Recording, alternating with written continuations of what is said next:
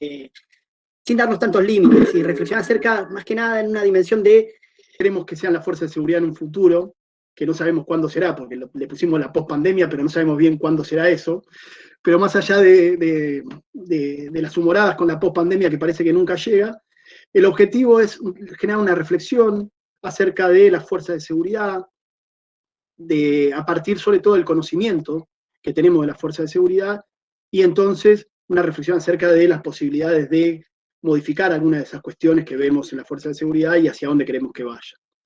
En los paneles anteriores tuvimos un montón de invitados e invitadas de lujo, Mariana Sirimarco, Sabina Frederick, Paul Hatassi y Máximo Soso fueron parte del primer panel. En el segundo panel estuvo Gabriela Cegueso, Esteban Rodríguez Alzueta, Manuel Tufró y Mariana Galvani. Y en el día de hoy tenemos 4 amigas investigadoras, compañeras de lujo, ¿no? Mariana Carbajo, Brigida Renoldi, Raquel Huitis y María Victoria Pita. La dinámica del evento es esta, ¿no? Cada una de las participantes va a charlar 10 minutos, va a contar 10, 15 minutos, va a exponer, luego vamos a hacer una ronda de preguntas y alrededor de las 8 de la noche se corta la magia, la magia de la internet y desaparecemos. Pero esperemos que en estas 2 horas lograr, aunque sea una reflexión acerca de las fuerzas de seguridad, cómo están funcionando las fuerzas de seguridad en este momento y hacia dónde queremos que vayan. Bueno, va a iniciar la conversación María Victoria Pita, que es doctora en antropología, docente de filosofía y letras de la UBA y docente de la UNLA, es investigadora del CONICET, y bienvenida María y muchísimas gracias. Hola, gracias. Gracias, José. Hago extensivo el agradecimiento a Alidaes y además saludo a mis compañeras de mesa y a todos y todas las presentes. Es un gusto compartir esta tarde. Bueno, en primer lugar me interesa señalar el encuadre desde el que estoy pensando el tema, porque el nombre del ciclo de charlas que nos convoca, como vos bien decías, Fuerzas de Seguridad en la Postpandemia, tiene algo de generalidad que nos da el margen para exponer la lectura propia para pensar el tema, que en verdad es Fuerzas de Seguridad. Y convocada a pensar el tema Fuerzas de Seguridad, lo pienso en clave local, que desde mi perspectiva necesariamente precisa ser pensado ligado a otros asuntos como la violencia estatal, más específicamente lo que de manera genérica llamamos violencia policial y que por supuesto implica a las otras fuerzas de seguridad, y la seguridad ciudadana, seguridad pública, eso abre todo otro hilo, ¿no? Pero por eso mismo también implica atender a esas complejas y multívocas ligazones y relaciones entre violencia y seguridad.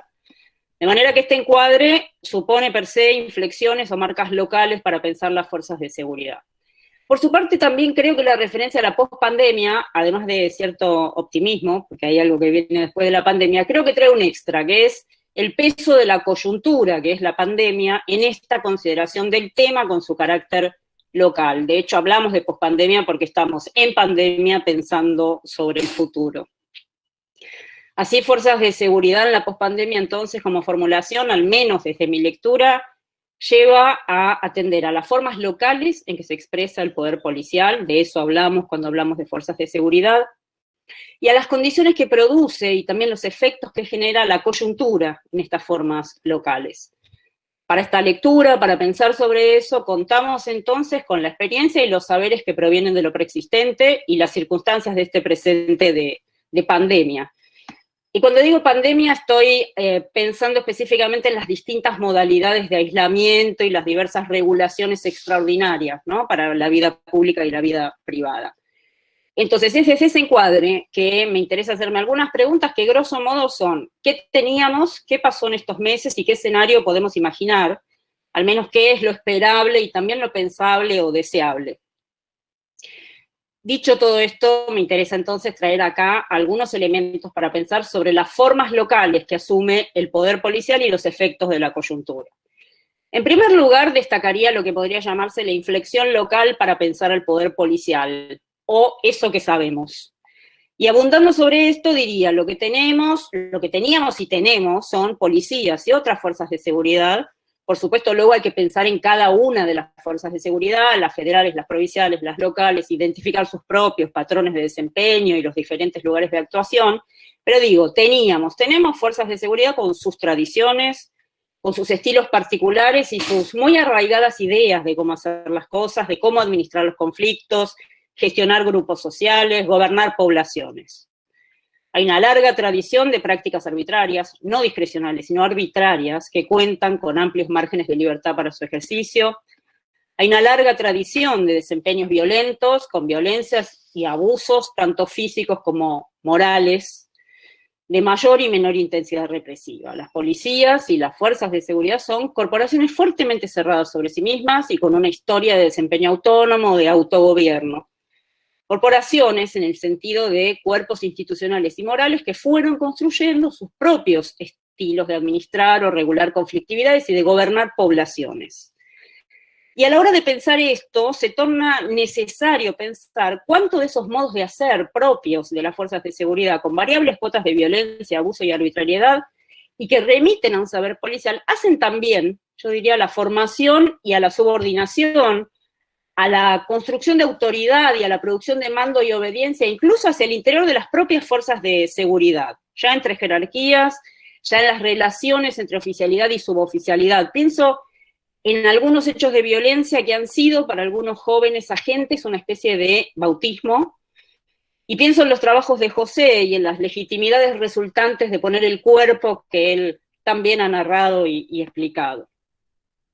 Y junto con esto, también en la clave de lo que teníamos y sabemos, está en el haber un acumulado saber de experiencia y de saberes, más y menos organizados, orgánicos, en distintos espacios y ámbitos, e implicando a distintos actores sociales.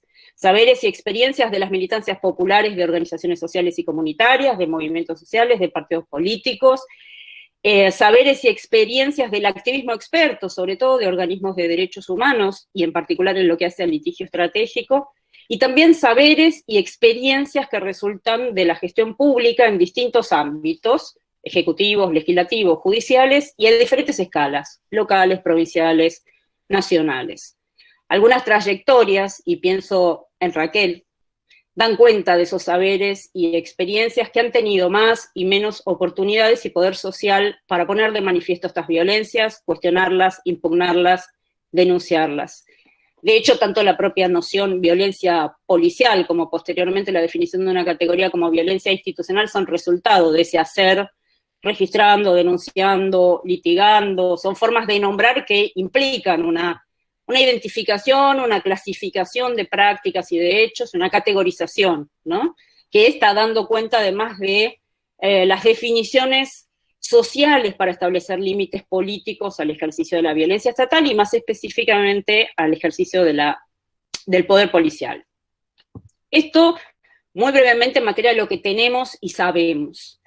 En segundo lugar, me interesa identificar ciertos asuntos ligados a la coyuntura, o lo que podríamos llamar mundo pandemia. En este punto, digo, para leer esta coyuntura, creo que tenemos que atender a las formas en que se fueron dando distintas intervenciones y desempeños de las fuerzas de seguridad, en tanto agencias con poder policial de gran expansión territorial y con asignación de funciones en su rol de trabajadores esenciales. Y esto sobreimpreso en estas fuerzas de seguridad con esa larga tradición de desempeños arbitrarios y violentos que recién mencionaba. Y este escenario pandémico afectó de manera diversa y desigual a distintos actores y colectivos sociales y ha tenido y tiene impacto a diferentes escalas. Apunto muy sucintamente algunos elementos. La decisión política de elaborar intervenciones orientadas a frenar o al menos mitigar los daños de la pandemia y las medidas para implementar y garantizar el aislamiento y para asegurar el control y la gestión de la vida y la muerte implicó el despliegue de fuerzas de seguridad. Y por cierto, esa decisión resulta razonable desde distintos puntos de vista. Las fuerzas de seguridad poseen una amplia expansión territorial, cuentan con delegación del poder y autoridad del Estado y con el mandato del uso potencial y concreto de la fuerza. Pero esto implicó también la expansión de la vigilancia, control y eventualmente dominio territorial, y la asignación de misiones y funciones acompañadas de cierta retórica discursiva del cuidado en ámbitos y espacios sociales en los que los términos del cuidado no resonaban en la experiencia del saber colectivo, moldeados más bien a la luz de violencias, arbitrariedades, destratos, humillaciones y cuanto menos desconfianza. Así en las villas y barrios populares fue difícil el efecto de la asignación de poder, autoridad y gran despliegue territorial de las fuerzas de seguridad, porque, claro, nada ocurre en el vacío, sino en espacios sociales con actores sociales con memorias e historias de violencias y abusos de mayor y menor intensidad, con experiencias de gestión de la conflictividad local que no eluden la violencia y la arbitrariedad. Y así asistimos en la coyuntura a la emergencia de dinámicas violentas, muchas ya conocidas, quiero decir, la pandemia nos trajo más de lo que ya conocemos, o lo que conocemos también ocurrió en esta coyuntura. Desde el inicio de la cuarentena y en distintos lugares del país, en bastantes provincias además, las policías provinciales y las fuerzas federales reiteraron prácticas violentas, algunas muy graves. Casos de torturas, ejecuciones, muertes de personas detenidas en comisarías y desapariciones. Y si bien algunas de las intervenciones policiales comenzaron como acciones para hacer cumplir el aislamiento obligatorio, no todas lo fueron. Muchas de estas prácticas responden a conocidos patrones de desempeño. En todo caso, del mismo modo que con otras desigualdades, las políticas de aislamiento y distanciamiento frente a la pandemia dejaron ver lo que sabíamos, un modo de hacer, unos patrones de desempeño que dan cuenta de un problema estructural. Ese que me llevó a formular que cuando pensamos el tema fuerzas de seguridad en su inflexión local, es necesario pensarlo ligado a la cuestión violencias estatales y a la producción de algo que se entiende como seguridad.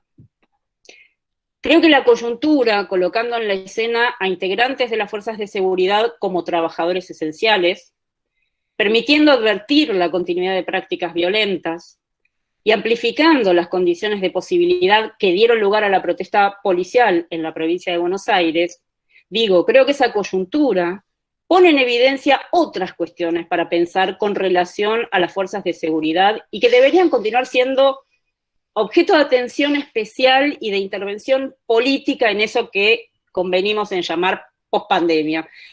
Por supuesto, no se trata de novedades, pero son asuntos que aparecen con una relevancia en la arena pública que creo las torna ineludibles.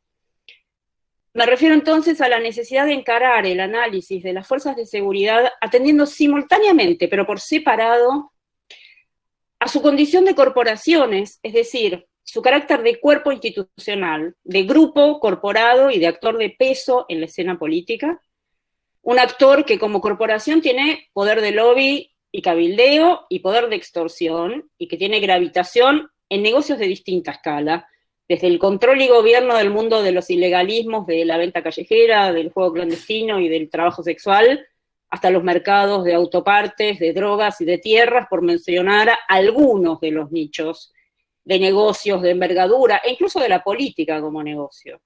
Una corporación que tiene una importante presencia territorial y un poder de daño considerable, y que es capaz de incrementar conflictividades preexistentes o crear nuevas. Otra dimensión, me parece relevante para pensar, es pensar a las fuerzas de seguridad y a su posición como depositarias y responsables del poder policial, y por ende del ejercicio de la violencia estatal. Esto es, su condición como depositarias del ejercicio monopólico de la violencia considerada legítima, siendo ese el trabajo policial, el que hace al ejercicio del poder policial y a los patrones de desempeño que suponen uso de la fuerza y de la violencia puesta en juego con ese plus de estatalidad que portan. Y finalmente, cabe atender a las fuerzas de seguridad en su carácter de agencias estatales responsables por las condiciones laborales de sus integrantes como trabajadores y trabajadoras. Hago esta distinción porque me interesa subrayar especialmente que trabajo policial y condiciones laborales de miembros de las fuerzas de seguridad como trabajadores y trabajadoras no son, desde mi lectura, la misma cosa. En tercer lugar, y ya para ir terminando, lo que sigue, el último punto de lo que me interesaba traer para pensar, lo que sigue podría llamarse algo así como cómo encarar eso que llamamos pospandemia, que en verdad, bueno, da cuenta de que nada de lo nuevo se hace sin algo de lo viejo, ¿no? Es decir, se trata de poner en juego lo que sabemos y lo que sea que signifique la pospandemia, sabemos sí que remite a un futuro próximo, y como sea, ya durante la pandemia o saliendo de ella, hay algo que ya sabemos y es que nos deja más pobrezas, precariedades y fragilidades varias y más desigualdades. Y en ese escenario creo que lo que podemos pensar es la puesta en juego de diferentes estrategias políticas, acudiendo a los saberes y experiencias preexistentes y leyendo con agudeza la coyuntura y las conflictividades del presente, porque yo creo, y esto lo coloco ya en la mesa para la conversación, que lo que queda planteado es encarar la necesidad de encarar el gobierno político de las fuerzas de seguridad sin dejar de considerar la complejidad y el peso de su condición de corporación y su fuerte gravitación en la escena política, la necesidad de pensar de manera simultánea, pero no conjunta, distinguiendo el trabajo policial, que hace a los límites y regulación del uso racional de la fuerza y la vigilancia de sus desempeños en tanto aportan estatalidad, de aquello que hace a las condiciones de trabajo de los integrantes y las integrantes de las fuerzas de seguridad. Y por último, diría, la necesidad de propiciar políticas públicas en las que las intervenciones y desempeños de las fuerzas de seguridad se encuentren ligadas al despliegue territorial y de acción y de intervención de otras agencias estatales y no estatales. Creo que en este punto es importante poner en juego esa malla tan densa que resulta de la articulación en la acción, en el intercambio, en la comunicación entre diferentes agencias, instituciones, organizaciones estatales y no estatales, con saber y experiencia acumulados y orientados al control y la vigilancia y garantía de limitación del poder policial y la protección de derechos.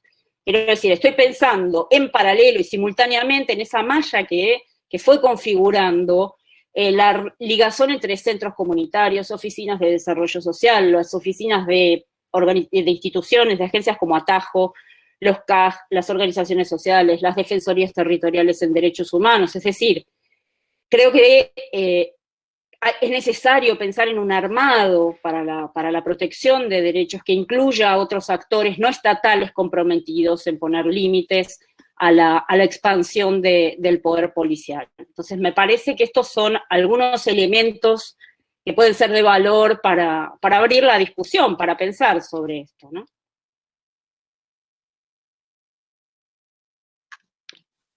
Bueno, María, muchísimas gracias. Vamos a pasar a Mariana Carbajo. Mariana es docente e investigadora de la Universidad de Villa María y coordinadora de un observatorio que no lo anoté del todo, así que no lo voy a decir, para no meter la pata. No, Preséntalo. bueno. Muchas gracias, Mariana. Buenas tardes a todos. Soy Mariana Carbajo de la Universidad de Villa María. Trabajo en la universidad como docente investigadora. Soy magíster en Ciencias Sociales por la Universidad Nacional de Córdoba y coordino un grupo de estudios sobre políticas de seguridad y policía que venimos llevando adelante hace algunos años, estudios sobre políticas de seguridad y policía, valga la redundancia, sobre todo en torno a la provincia de Córdoba. Pero bueno, más allá de esta representación, quería agradecerte, José, y a Lidaes por esta invitación, y también por el papel protagónico que has tenido en la construcción de redes académicas y políticas para pensar la cuestión securitaria en estos tiempos, y remarcar que si algo positivo tiene o viene teniendo esta situación de pandemia y aislamiento que estamos atravesando, es que ha instalado la virtualidad como espacio de encuentro y ha acortado distancias. Incluso en estos temas parece que Buenos Aires queda más cerca, e incluso la posibilidad de diálogos federales parecen más fáciles en este contexto que contextos anteriores, que por ahí circuitos cerrados más bien en torno a lo gubernamental por un lado, a lo académico por el otro, y este escenario, como ahora en un net, que hay un montón de gente, permite encontrarnos distintos actores de distintas procedencias para poder pensar estos temas. En ese punto, remarcar el perfil federal que están teniendo los debates, porque sabemos que los desarrollos académicos están centrados en algunas jurisdicciones, como en la provincia de Buenos Aires o en las fuerzas federales, y también poner sobre la mesa la cuestión de la expansión de nuestro país, las diferencias históricas y políticas de nuestras provincias, las desigualdades, que no solo se acotan a las capacidades estatales para abordar los problemas de seguridad, y también la variedad y heterogeneidad de las problemáticas de seguridad que sufren ciudadanos y ciudadanas de distintos territorios a nivel nacional. En ese punto me parece que es importante redoblar los esfuerzos, un poco María ya lo planteó, para poder pensar en perspectiva local, decía ella, y yo agrego poder comprender y explicar las políticas de seguridad, las instituciones y las prácticas policiales, capturando esas singularidades territoriales que permitan ajustar también las intervenciones a esas realidades y también ponderar los resultados de esas intervenciones. En este punto, la perspectiva desde la cual tengo pensada la intervención es más vinculando la cuestión policial a la cuestión de las políticas de seguridad, que es lo que más o menos vengo trabajando con el equipo de la universidad hace un tiempo. En ese punto voy a rescatar algunos de los temas que se han instalado o reinstalado en las agendas gubernamentales, partiendo del reconocimiento, por un lado, de algunos problemas y prácticas que, como dijo María también, se volvieron o se profundizaron en el escenario securitario, y también algunas novedosas prácticas estatales y policiales que han habilitado este contexto particular de la pandemia. Partiendo del contexto pandémico, ya lo hemos debatido en otros espacios, esta cuestión del solapamiento de temporalidades, puesto que hay problemas que han resurgido aquí, que vienen de larga data, y también la complejidad de poder pensar los límites entre la situación de pandemia y pospandemia, sobre todo en la articulación de iniciativas públicas que ya están en marcha para abordar las cuestiones que, bueno, que dentro de un ratito comentaré, que entiendo han ingresado en agenda con fuerza. Por un lado, y ya lo han comentado, problemas preexistentes de las instituciones policiales que tienen que ver con el exceso en el uso de la fuerza, desde arbitrariedades en detenciones, abuso de poder en controles del aislamiento, incluso, y me parece que ha sido preocupante, en distintas jurisdicciones, la muerte de jóvenes en manos policiales e incluso la desaparición forzada seguida de muerte de Facundo en la provincia de Buenos Aires. Me parece que este conjunto de problemas que creo que se han intensificado en pandemia han puesto nuevamente la cuestión de la violencia institucional como un tema de necesario abordaje por parte del Estado y de las organizaciones de la sociedad civil. Otro problema que también fue nombrado por María tiene que ver con la cuestión de las condiciones de trabajo de los policías. Me parece que también en ese punto aparece la cuestión de las desigualdades jurisdiccionales entre condiciones de trabajo de las distintas policías, y el tema de la protesta policial como mecanismo de expresión de esas demandas laborales insatisfechas por parte del personal policial. Esto también articulado a la preocupación, me parece que legítima, de los riesgos desestabilizadores que tienen estas protestas para la gobernabilidad, no solo de gobernadores, de presidentes, si tenemos en cuenta los antecedentes del protagonismo policial en golpes de Estado a nivel latinoamericano. Bueno, de la mano de esos problemas han aparecido también trabajos interagenciales y nuevas prácticas policiales en el territorio que, como también comentó María, habilitaron a pensar el Estado y a la policía articulados al significante del cuidado.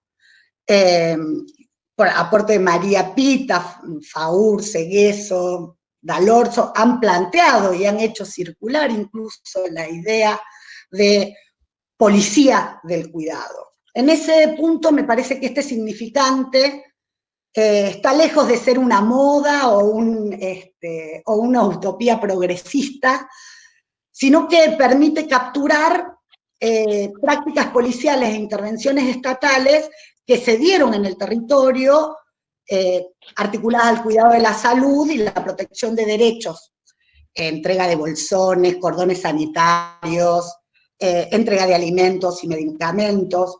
Me parece que en ese punto también es necesario señalar que estas prácticas, que podemos llamar de cuidado, no son algo exclusivo de los primeros tiempos de pandemia, sino que son prácticas policiales que se inscriben en un discurso, en discursos, en políticas, que piensan la seguridad en clave de seguridad ciudadana y el policiamiento en clave de proximidad o policiamiento comunitario.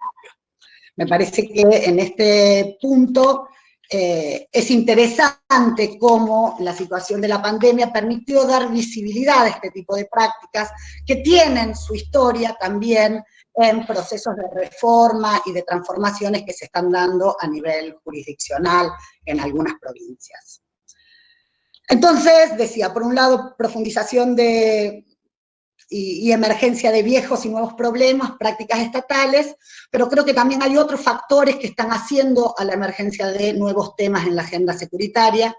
Por un lado, los cambios en la orientación de la política nacional creo que han impulsado la incorporación de temas en la agenda que no estaban incorporados hasta ahora. Las crisis políticos institucionales que vienen sucediendo en las provincias también son una preocupación que promueven, digamos, en actores estatales y no estatales, la iniciativa de pensar nuevos instrumentos de políticas para abordar estas cuestiones.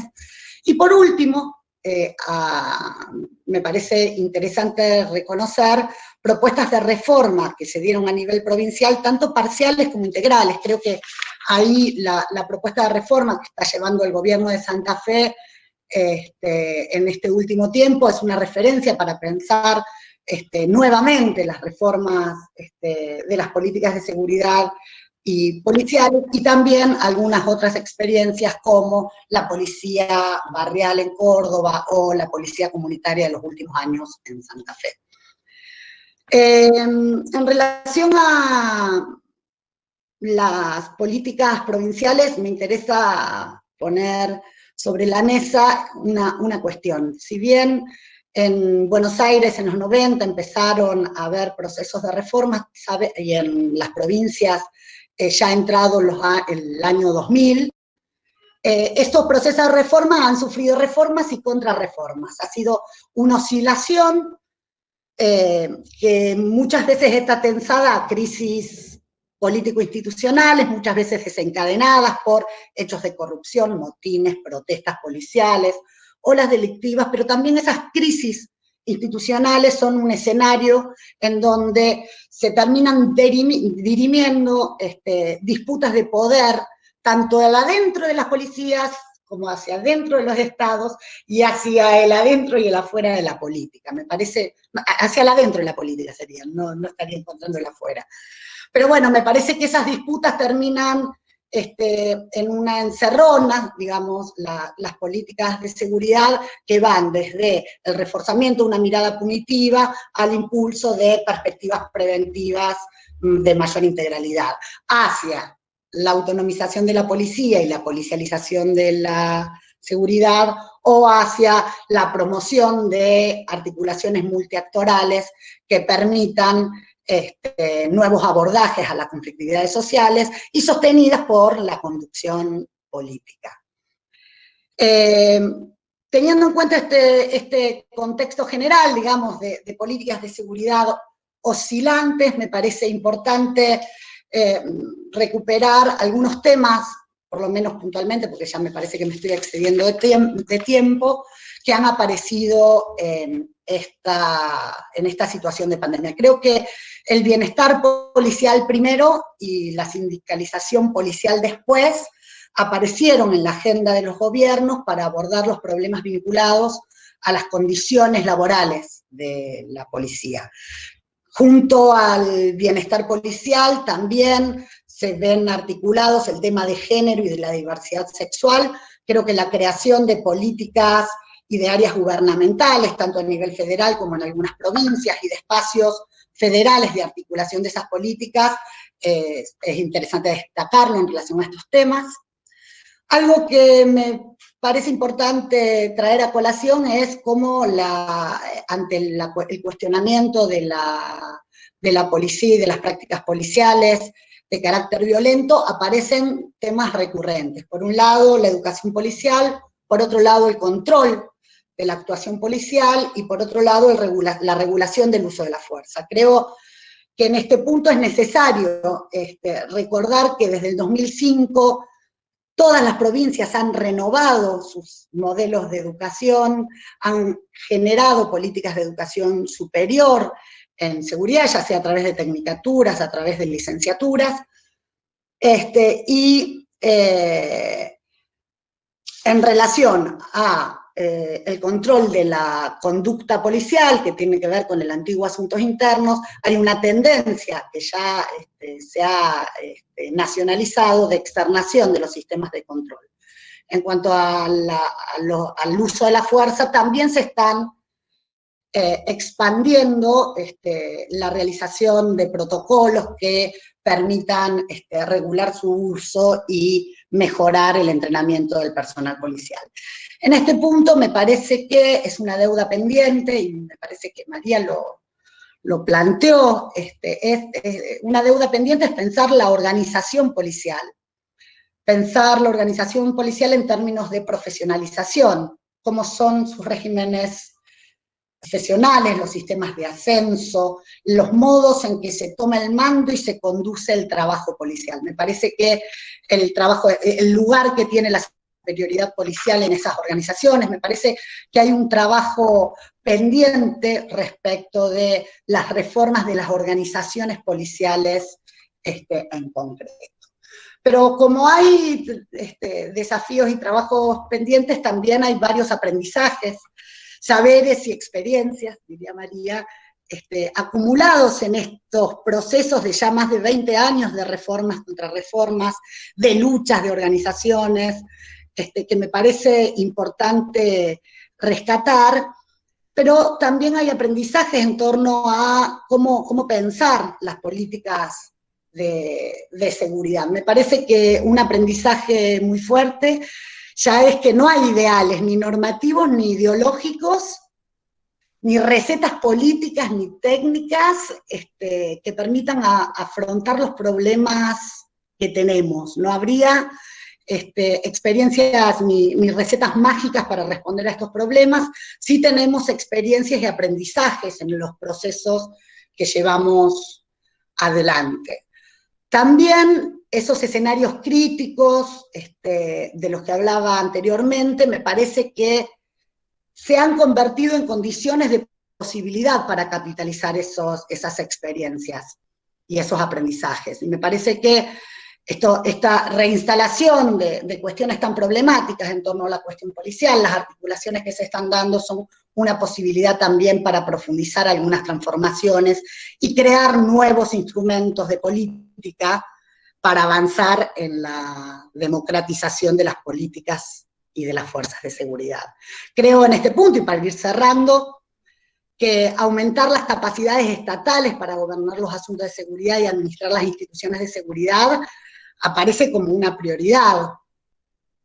También renunciar a miradas miserabilistas de las instituciones policiales y de los actores policiales, y también renunciar a lo que decía recién, a respuestas mágicas y efectistas en materia de seguridad.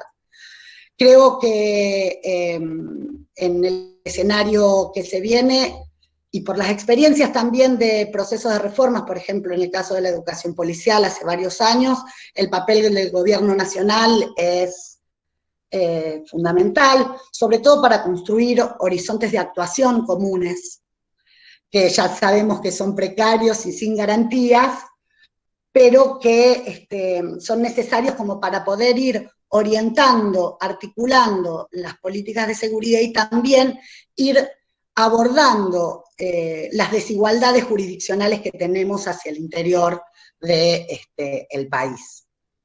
En ese punto, me parece, y para cerrar, que hay camino recorrido, hay aprendizajes realizados, y como dijo María, saberes, experiencias. Yo acá tengo apuntado políticos, técnicos, policiales, universidades, observatorios, organizaciones de víctimas y de derechos humanos. También una comunidad científica ya consolidada hace varios años en materia de seguridad, que me permiten tener un optimismo prudente, por decirlo de alguna manera, para poder abordar estas cuestiones que han emergido y se han profundizado en este contexto. También esperando alguna vez que llegue la pospandemia. Bueno, Mariana, muchísimas gracias por tu intervención. El optimismo, porque llegue la pospandemia, lo compartimos todo, pero no sabemos qué será ni cuándo. Bien, vamos a pasar a la intervención de Brígida Renoldi, que es antropóloga, es docente de la Universidad Nacional de Misiones y es investigadora del CONICET. Muchas gracias, Brígida. Muchas gracias, José. Bueno, estoy muy contenta acá de compartir este espacio con ustedes. Agradezco la presencia de las personas que están participando, porque realmente es un tema complicado que nos va a requerir bastantes esfuerzos intelectuales, ¿no? Para poder pensar, trabajar estas cuestiones. Yo quería comenzar diciendo que el trabajo de reflexión que traigo en este momento responde a un diálogo que ya hemos tenido internamente en un grupo constituido por colegas como Rocha Barrios, Diego Bogarín, Romina Bravo, Adrián Mallado, Celso Centurión, José Ábalos y Sebastián Corol, en una mezcla de comunicadores y antropólogos que estuvimos pensando bastante sobre este tópico de la convocatoria. Y bueno, a partir de este intercambio quisiera compartir algunas cuestiones que emergen de una mirada, digamos así, sobre la situación actual, pero desde la frontera. Yo estoy en este momento en la ciudad de Posadas, en Misiones, en frontera con Paraguay. La provincia está embutida entre Paraguay y Brasil. Y lo que decidimos hacer fue adoptar una postura más bien especulativa, en el sentido latín, especular y observar, ¿no? Y al mismo tiempo tratando de tener en el horizonte esa visión, que viniendo del griego como término significa teoría, y que es un horizonte borroso que en realidad excede bastante por lejos a las fuerzas de seguridad. Creo que es un momento difícil y que para poder pensar en este tópico que nos es propuesto en esta mesa hace falta mucha imaginación para pensar en este futuro, que es un desafío que nos pide en principio. Y para empezar, situarnos en el presente como bien hicieron las chicas recién. Lo que no sé si, bueno, deben todos estar bastante al tanto, recién también lo acaba de plantear la expositora, con la cuestión de cómo se trabaja desde distintos lugares. María hizo énfasis en lo que era una reflexión desde lo local, y vale señalar que lo local es Buenos Aires capital en este caso, y esto me lleva también a pensar unas discusiones que ya hemos tenido en otros contextos, cuáles son las diferencias que podemos encontrar en el tipo de desempeño y en el tipo de realidades que las fuerzas de seguridad enfrentan en los diferentísimos lugares del país. Y con esto me interesa rescatar lo siguiente. Hay la cuestión de la federalización, que es de la federalización de la ciencia en principio, que es un tópico bastante resaltado por las políticas científicas actuales. Tiene una importancia central para lo que es la gobernabilidad y lo que son las políticas públicas. Y en este caso es notorio porque la gran producción que hay, como bien señaló María, está anclada en los lugares que producen, a través de investigación, herramientas teóricas y analíticas para pensar los problemas, y que por cómo se ha dado la historia, se concentran en pocos lugares del país y en los centros más populosos, digamos. Entonces, en una frontera como Misiones, cuando uno toma las herramientas teóricas producidas, disponibles, se queda corto para poder pensar los problemas locales, porque son ámbitos estos donde todavía no son temas que hayan adquirido digamos, centralidad en cuanto a al interés por la investigación. Recién ahora empieza muy lentamente a producirse conocimiento sobre el tema y bueno, es algo que estamos con la idea de profundizar y de llevar hacia adelante. A mí me interesaría pensar, no en este caso, me interesaría pensar las fuerzas de seguridad. Y en esto, bueno, como les digo, estoy en representación de varias personas que estuvimos trabajando sobre esta convocatoria, pensarla, pero no desde las fuerzas en sí y sus prácticas, sino desde las realidades que enfrentan. Y para esto quisiera aprovechar un trabajo que se hizo, un diagnóstico que se hizo en el año 2018 acá en la provincia, desde la provincia para toda la frontera norte, que relevaba la percepción de la seguridad. Fue un estudio que se hizo para el Ministerio de Seguridad en la gestión de Patricia Bullrich y que se hizo, bueno, en el marco de la vinculación tecnológica con CONICET, ¿no? De ese estudio, lo que trabajamos en varias ciudades del norte, voy a tomar apenas la ciudad de Puerto Iguazú, que como ustedes saben es una ciudad que concentra todas las fuerzas nacionales, además del ejército, la policía provincial, instancias referidas a la protección ambiental, circulación de personas, alimentos, mercancías, consulados, y que esta densidad estatal en esta pequeña ciudad convive con los delitos que controla, que son el contrabando, las migraciones, ocupaciones de tierras, explotación de reservas naturales, desarrollo del turismo, actividades cambiarias, transporte, comercio, consumo de drogas ilegalizadas, que es un universo infinito y que es interesantísimo ver cómo con tanta concentración de fuerzas esas prácticas en los márgenes del control legal funcionan y sustentan a buena parte de la población. Bueno, la ciudad es visitada por cantidad de turistas que por lo general no son víctimas de la delincuencia local, o sea, del robo, del hurto. Y la significativa movilidad de personas que hay entre Puerto Iguazú, Ciudad del Este y Foz de Iguazú permite o lo permitía por lo menos hasta el cierre de la circulación fronteriza por la pandemia, el comercio en cada ciudad, pero principalmente las estrategias para mejorar las economías domésticas. Es decir, esta circulación consigue sustentar familias de diferentes maneras, en diferentes métodos de ejercer el comercio para sostenerse como forma de trabajo, ¿no? Y acá también las redes parentales que se dan a través de esta circulación tejen en muchos casos a estas tres ciudades en un conglomerado de iniciativas comerciales y también migratorias, ¿no?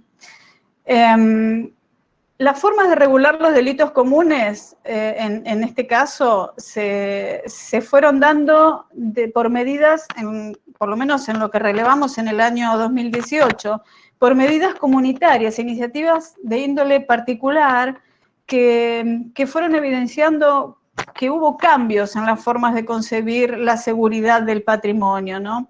Entonces, formas como escraches, vecinocracia en los términos de Rodríguez, linchamientos, se fueron desplegando como medidas alternativas a la intervención policial y judicial. Y las hipótesis que proponen las personas con las cuales hemos estado conversando plantean que, al parecer, esto vendría, por un lado, como resultado de la ineficacia judicial, por la cual se detienen a las personas que roban y se liberan enseguida, que es un procedimiento que la justicia suele justificar por tratarse de delitos de poca monta, y la mayoría de las veces son cometidos por menores de edad. Y por otro lado, en las hipótesis, como les digo, de los habitantes de los barrios, esta ineficacia policial también resultaría de la complicidad entre los policías con la viabilización de los mercados de reventa de objetos robados y también de los circuitos de vendedores de drogas ilegalizadas, algo que María también señaló, resaltó para el caso de Buenos Aires.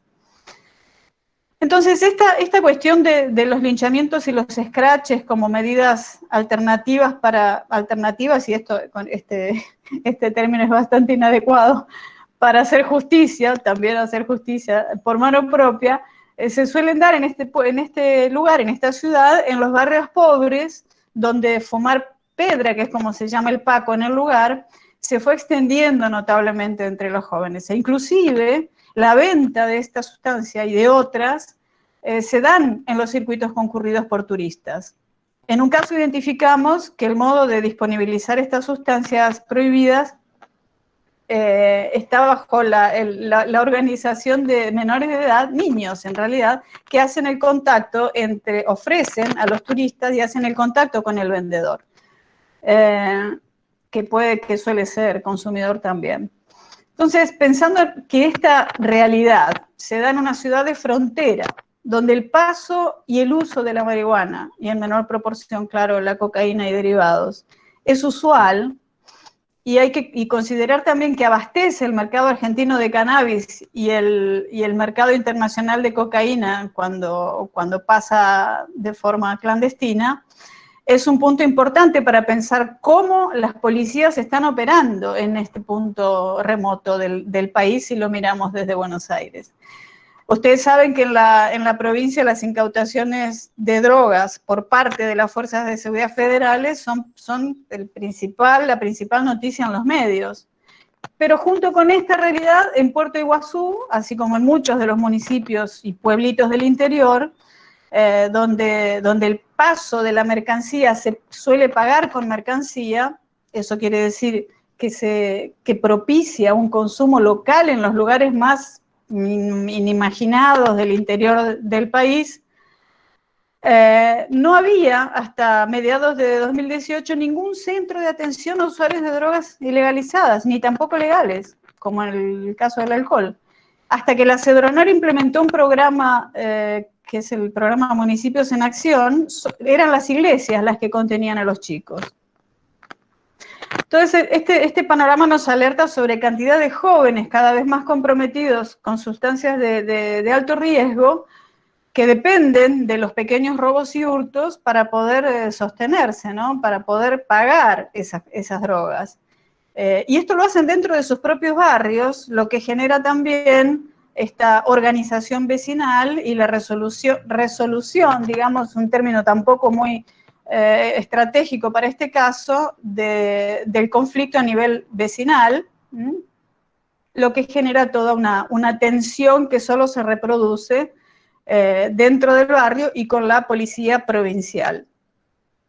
En paralelo con esta situación, y solo para retratar un poco de qué se trata la cuestión, cuáles son los problemas que enfrentan las policías y fuerzas de seguridad de Misiones, tenemos el caso reciente que se desató en Colonia Aurora, a pocos kilómetros del río Uruguay, que la separa de Río Grande do Sul en Brasil, donde acaba de darse una situación de conflicto, no sé si están al tanto, pienso que sí, porque fue objeto de noticias a nivel nacional, un conflicto entre colonos, que se les llama así a los trabajadores de las zonas rurales, y la prefectura naval, y que no es el primer conflicto. Porque es una región donde el intercambio comercial se da para diferentes rubros en esta frontera y son variadísimas las mercancías que ingresan de un país al otro y los acuerdos a los que se llega en esta circulación, ¿no? En julio de 2020 hubo un enfrentamiento entre la población y la prefectura naval cuando se impidió el ingreso de soja sin pagar impuestos. Y ahí los trabajadores rurales que reclamaron la arbitrariedad de ese control, porque claro, decían, ¿cómo los camiones cargados grandes pueden entrar y nosotros que somos chiquitos y vivimos de esto no podemos pasar con el changuito? Entonces se impusieron con bastante tensión y hubo agresiones incluso a la policía, a la prefectura, exigiendo que hubiera razonabilidad en las decisiones represivas que tomaban, ¿no? Entonces a esta situación se suma la que ocurrió estos días atrás, cuando la prefectura empezó a pedir documentación de los tractores que circulaban en la ciudad y exigiendo que en el caso de no entregar, de no mostrar que eran papeles legales de propietarios de los automotores, se los incautaba. Entonces esto generó terribles problemas y el intendente salió en defensa de los propios colonos e hizo un trabajo muy increíble y muy específico, que fue mediar entre las fuerzas de seguridad, el gobierno provincial, el gobierno nacional, solicitando que, bueno, que se encontrara un mecanismo, porque la policía, la prefectura los incautaba y desactivaba así. Imagínense, un lugar tan chiquito como este, incautan 7 tractores, dejan 7 familias o más sin producir. Ellos compraban los tractores de contrabando, tractores viejos, pero esto forma parte de una dinámica que se da a nivel de la frontera y que es muy común. Es cierto que junto con este tipo de intercambios también están los intercambios de otros productos, algunos muy peligrosos, como los agroquímicos, semillas transgénicas y al mismo tiempo sustancias ilegalizadas, como son las drogas prohibidas en este momento. Entonces, incluso la ministra de Seguridad vino a la provincia para poder combinar y coordinar un tipo de acuerdo que permitiera la legalización de esa mercancía. Pero fíjense que todo esto requiere pensar la intervención policial en función de todo un campo de legislaciones que están, en teoría, controlando la circulación de personas y mercancías en la frontera. Entonces, con esto, digo, hay una relevancia importante en términos de escala, porque fíjense, lo que podríamos pensemos la escala no como una reducción de lo grande a lo pequeño, sino como niveles en los que las mismas, en los que pueden operar diferentes variables que aludan a un mismo fenómeno, y de manera diferente. Por eso es tan difícil pensar la regulación en estos territorios, cuando se trata de contrabando, que es el término legal para la práctica de pasar mercancías sin declaración aduanera, y es muy difícil pensar la intervención policial en estos casos, porque justamente forman parte de la vida cotidiana de las personas y forman parte de las bases del sustento. Entonces, estas situaciones que acabo de describir, en principio lo que hacen es evidenciar que hay valoraciones muy específicas con relación a prácticas consideradas delitos en las fronteras internacionales. Tampoco es noticia para nadie que la vida en las fronteras se da en una ecología social de tramas en escalas variadas, como decía recién, y que los códigos legales muchas veces interfieren de manera muy problemática en la vida cotidiana, sobre todo cuando se trata de circulación de gente y de cosas, ¿no? Y acá, al mismo tiempo que las fuerzas del orden son respetadas y se las tiene como referencia, porque acá mucha gente consigue el ascenso social a partir de ingresar a la gendarmería, por ejemplo. Entonces, ¿cómo pensar que el mismo gendarme que está viniendo del interior de un barrio pequeño, o que vive acá, o que viene de un barrio periférico de la propia Posadas, está siendo obligado o mandado verticalmente a intervenir en un piquete en el puente que une Posadas con Encarnación en Paraguay, en reclamo de la liberación de la circulación de mercancías? Entonces el gendarme va a decir, yo cómo voy a reprimir a mis primos. Y esta realidad cambia completamente la visión de lo que es la ley, de lo que es la fuerza de seguridad, de lo que es el habitar. Entonces, este enfrentamiento de la población con las fuerzas de seguridad, que remití recién con los 2 ejemplos que di, pone en cuestión cuáles son los valores que están siendo defendidos y desde qué ángulos también se los defiende. Todas las versiones que se han hecho, inversiones que se han hecho para frenar el contrabando en cada lugar, tanto en la frontera norte y nordeste argentinas, tuvieron impactos nocivos y multiplicaron las formas de evasión fiscal, cuando no se reorientaron estas personas a obtener dinero del paso de mercancías más comprometidas porque eran más rentables. Estoy hablando del pasaje, por ejemplo, de cruzar cigarrillos a cruzar marihuana. Bueno, esto de forma general es un poco lo que se viene viviendo, pero con la pandemia pasó algo que merece llamar la atención, que es que se redujo notablemente la circulación al cerrar la frontera, y esto tuvo consecuencias relevantes.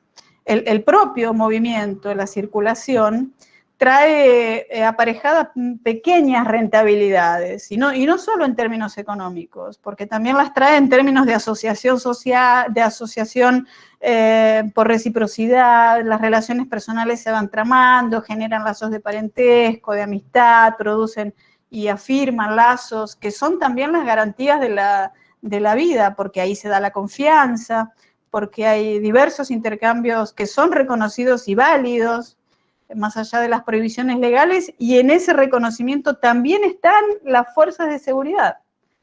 Entonces, cuando se interrumpe este movimiento, como pasó en todas las dimensiones de la vida a nivel planetario, se incrementaron y se profundizaron las necesidades acá en la frontera. Tanto fue así que la población, para la población como para las mismas fuerzas del orden público, que se pruebe o no, como afirmó María, son agentes centrales para la viabilización de legalismos, se profundizaron las necesidades de manera muy general, dado que de este movimiento fronterizo se desprenden réditos de todo tipo, legales e ilegales.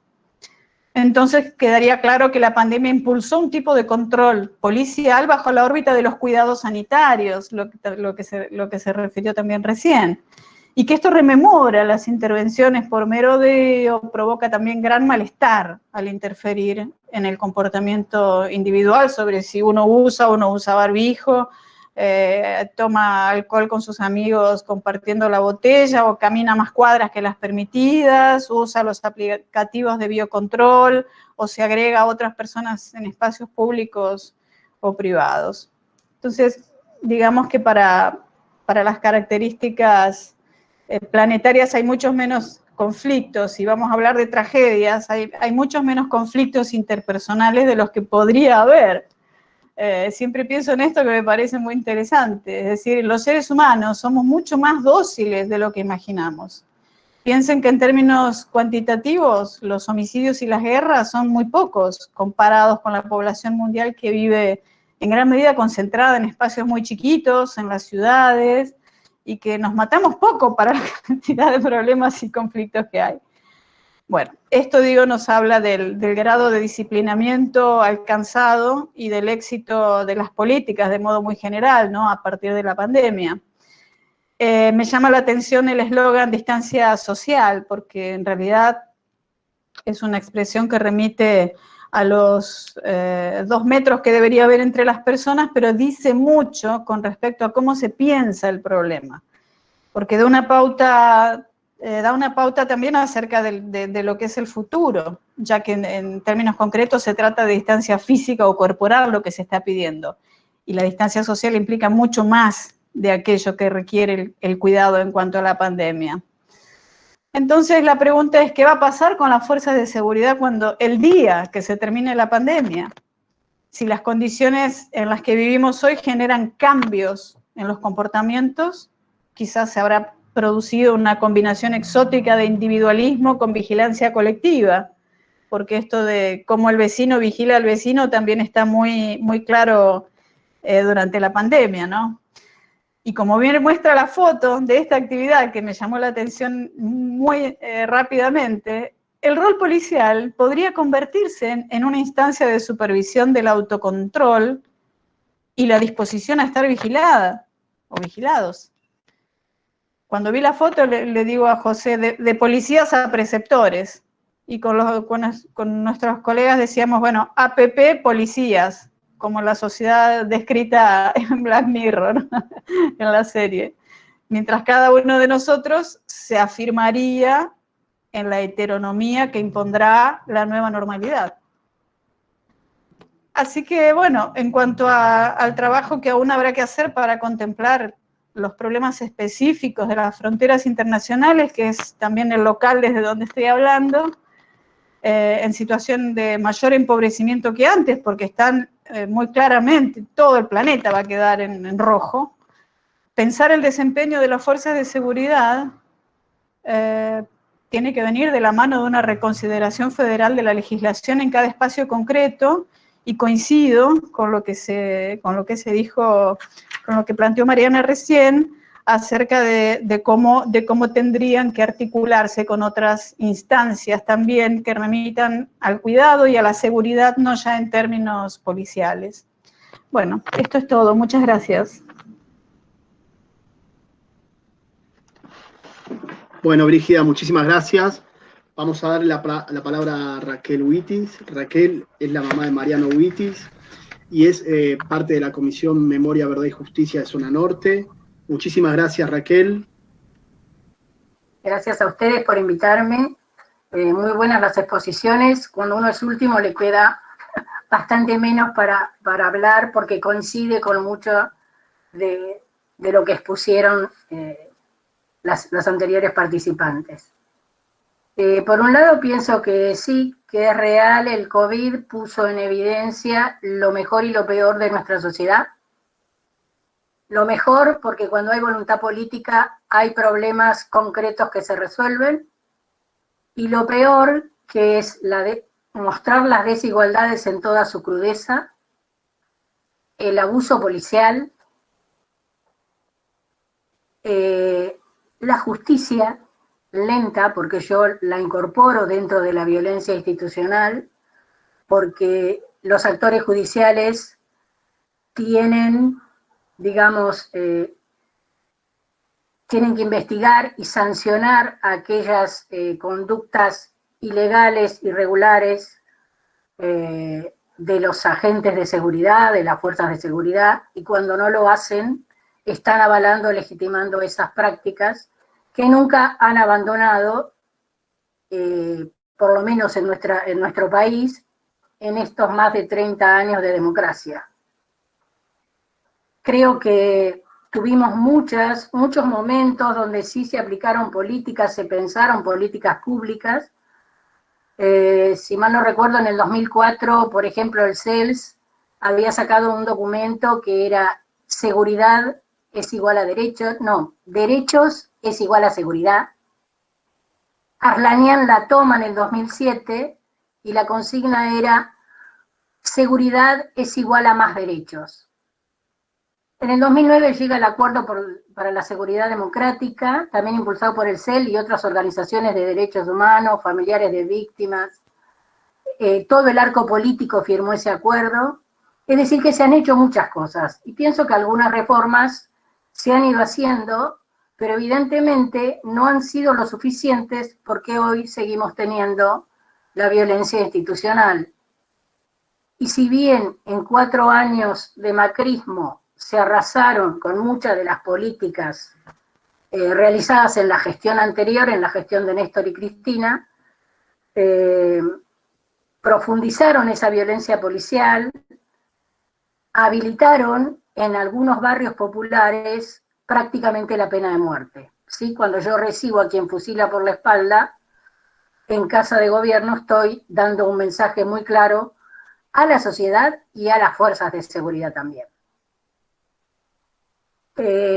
Y pienso que uno de los problemas que hemos tenido es el no haber podido, digamos, los políticos no haber podido sostener en el tiempo las reformas implementadas. Se llegó a la campaña nacional contra la violencia institucional, que fue impulsada por el diputado Leo Grosso. Esto fue a nivel nacional, participaron familiares de víctimas, muchas organizaciones de derechos humanos, sindicales, sociales, o sea, cosas se hicieron, pero esa gestión no pudo sostenerse en el tiempo. Y si yo no puedo sostener un programa, una política pública, evidentemente no puedo realizar una evaluación de qué cosas tengo que cambiar, qué cosas tengo que sacar y qué cosas tengo que profundizar. Y me parece que esos cambios, ese péndulo, como decía Mariana, que vamos y venimos, es nefasto para la comunidad y es nefasto también para la policía y a las fuerzas de seguridad, porque no sabe dónde está parada. De cualquier manera, pienso que estas prácticas están enquistadas en las instituciones y que estos tiempos turbulentos y que por ahí nos dan tiempo porque no salimos tanto a pensar y reflexionar y por ahí dar debates, en repensar las instituciones. Y para repensar las instituciones tenemos que pensar también, aunque no es bienvenido por muchos, en un cambio constitucional. Y digo repensar las instituciones, sobre todo aquellas instituciones que tienen que ver con el control de la autonomía y de la libertad de las personas. Repensar cuáles son los procedimientos y de qué manera actúa los agentes, la fuerza de seguridad en el ejercicio de la violencia física legítima, cómo lo hace en el espacio público, cómo lo hace frente a determinadas situaciones o conflictos sociales o situaciones especiales como el aislamiento social obligatorio, preventivo y obligatorio. Tenemos que repensar otra forma de mirar la seguridad. Tenemos que repensar en volver a una seguridad democrática mejorada, seguramente, y que pienso que si hemos hecho un camino, tenemos recursos humanos como para pensar y diagramar y debatir y reflexionar y discutir una nueva seguridad democrática donde la fuerza de seguridad respete los límites estrictamente que tienen el uso de la fuerza, donde se permita el derecho ciudadano a ser ejercido y a ser respetado. Tenemos que, me parece, pensar también en una policía bien paga. Perdón, voy a tomar un poquito de agua.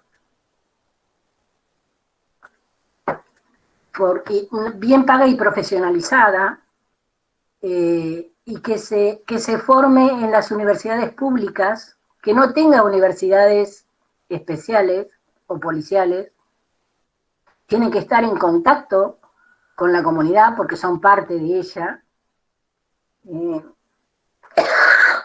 Bueno. Me parece que además lo que tenemos que hacer hacia adentro, aparte del control interno y externo, que eso me parece que es necesario y fundamental, pensar en la parte administrativa. En general, Asuntos Internos espera al proceso judicial para sancionar alguna falta.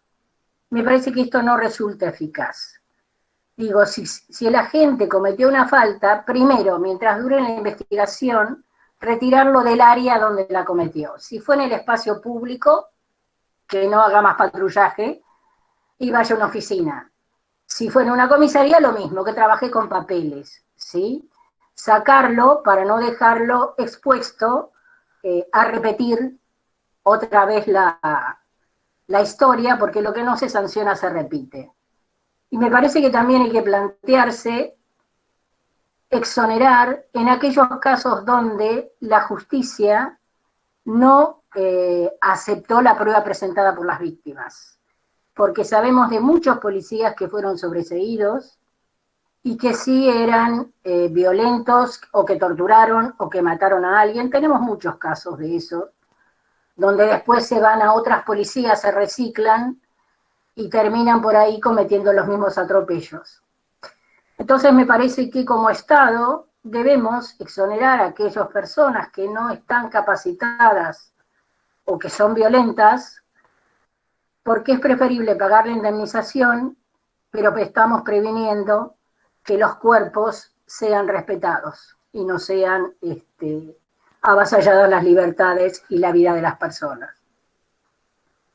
Y también tenemos que pensar en una justicia distinta, porque la justicia es parte del problema, es uno de los actores que sostienen la violencia institucional, porque cuando no se investiga, no se investigan las desapariciones forzadas, no se investigan la tortura o se le dan una calificación menor como a premios, ¿estoy facilitando o estoy diciéndole al que la cometió, bueno, podés seguir haciéndolo que no pasa nada? Y otro de los actores que tenemos que pensar, aparte de los medios de comunicación, que son los que alimentan el odio, la fragmentación y van creando ese clima de violencia que no solo ayuda a la violencia policial, sino también a la violencia social, y por eso se producen por ahí los linchamientos o las golpizas frente a un hurto o a delitos menores. Entonces también tenemos que dar la batalla cultural para los discursos sociales. Esos discursos sociales que son descalificatorios, estigmatizantes, y que limitan los derechos de ciertos sectores de la sociedad, porque ellos se sienten que son más iguales que otros. Y este también, entonces, es uno de los actores que sostienen la violencia institucional. O sea, el desafío, la verdad, es muy grande. Creo que con los técnicos podremos mejorar las fuerzas de seguridad. Lo que me parece que va a ser un poco más complejo es dar la batalla cultural para terminar con la discriminación y podamos realmente, como dice el subcomandante Marcos, quien cuida y guarda la memoria, guarda y cuida la vida, ¿no? Me parece que tenemos un desafío muy grande por delante, pero yo creo que tenemos los recursos humanos para lograrlo.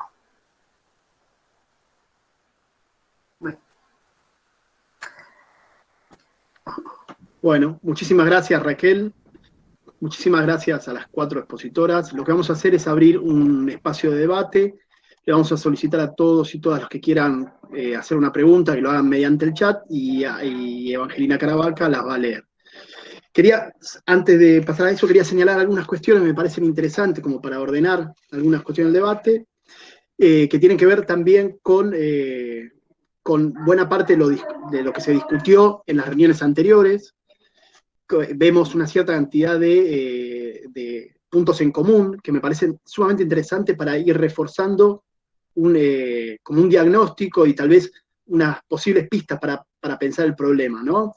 Lo primero que señalamos que salió en esta reunión y salió en las reuniones anteriores, que me parece interesante para pensar el problema, es dar cuenta de la diferencia de regiones y la diferencia de las fuerzas, ¿no? Entonces, hablamos de las fuerzas de seguridad, pero tenemos que pensar que estamos metiendo en esa bolsa un montón de cosas diferentes y que es necesario, a la hora de pensar la fuerza de seguridad y cómo queremos que sean después, dar cuenta de esas diferencias, ¿no? Y eso es un primer punto importante, y sobre todo teniendo en cuenta las áreas de incumbencia de esas fuerzas, y pensar entonces qué diferente es una fuerza policial a una fuerza federal, etcétera, etcétera. Un primer punto que salió en las reuniones anteriores, que me parece que aquí, de diferentes formas, pero lo han tocado las 4, y que me parece un punto importante.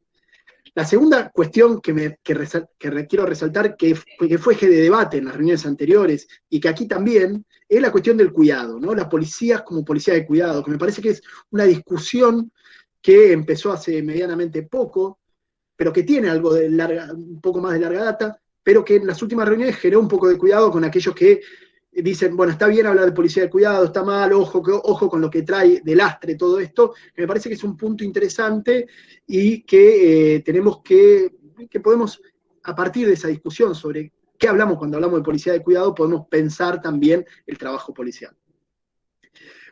Una cuestión que sale siempre que hablamos de fuerza de seguridad es cómo se controla políticamente, ¿no? La fuerza de seguridad y los desafíos del control político de la fuerza de seguridad, y sobre todo los fracasos del control político de la seguridad, ¿no? Y me parece que tenemos una larga lista de fracasos en esos controles, que, bueno, es necesario también pensar todos estos fracasos que hemos tenido a lo largo de todo el tiempo respecto al control de la fuerza de seguridad, qué hemos aprendido de todo esto, ¿no? Y hacia dónde podemos ir a partir de todos estos errores. Una cuarta cuestión que surge también de los debates y de todas las charlas es, obviamente, que cuando hablamos de fuerza de seguridad y hablamos de todo lo malo que cometen las fuerzas de seguridad, es imposible, y sería un error muy grande, pensar a la fuerza de seguridad aislada del mundo de relaciones con las otras instituciones, ¿no? Y acá Raquel recién lo mencionaba, pero lo estamos mencionando todo, ¿no?